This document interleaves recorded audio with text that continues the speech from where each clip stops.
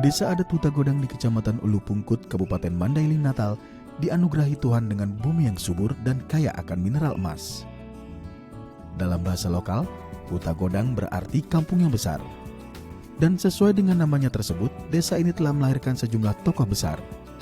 Sebut saja Sutan Mangkutur, seorang pejuang yang tak gentar memerangi penjajah Belanda.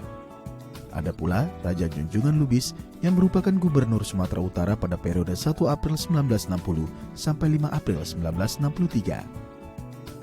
Ayah dari seniman lukis Batara Lubis ini juga pernah menjabat sebagai Kepala Staf Sipil Daerah Militer Tapanuli pada tahun 1945. Sebelum menutup usia, ia menghabiskan hari dan memilih tempat peristirahatannya yang abadi di tanah kelahirannya, Huta Godang. Berjarak sekitar 100 meter dari lokasi makam Raja Junjungan Lubis, terdapat komplek makam kuno yang disebut sebagai makam milik para Raja Huta Godang dan keluarganya. Dari komplek pemakaman ini kita menyusuri sejarah kebesaran kerajaan Huta Godang ke warisan budaya benda Mandailing Julu, yaitu Bagas dan Sopo Godang.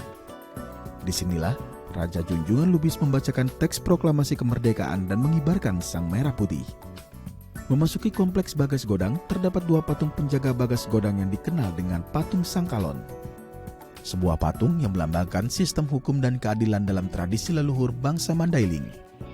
Patung yang dikenal dengan Sipangan anak Sipangan Boru ini menggambarkan bahwa hukum dan keadilan tidak memandang bulu.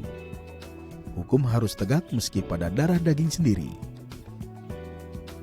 Huta Godang itu dulunya sebenarnya asalnya bukan di sini, tapi di atas bukit, namanya Huta Dolok. Asal-muasalnya datang dari Kerajaan Menambin.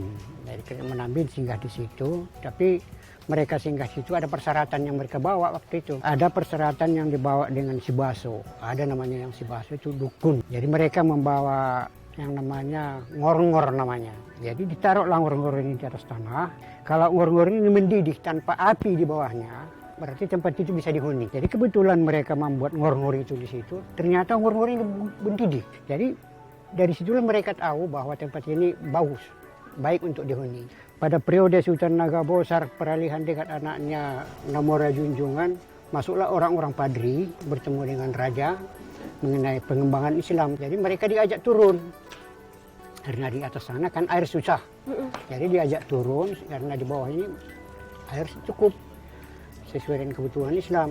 Makanya kampung itu dipindahkan kemarin.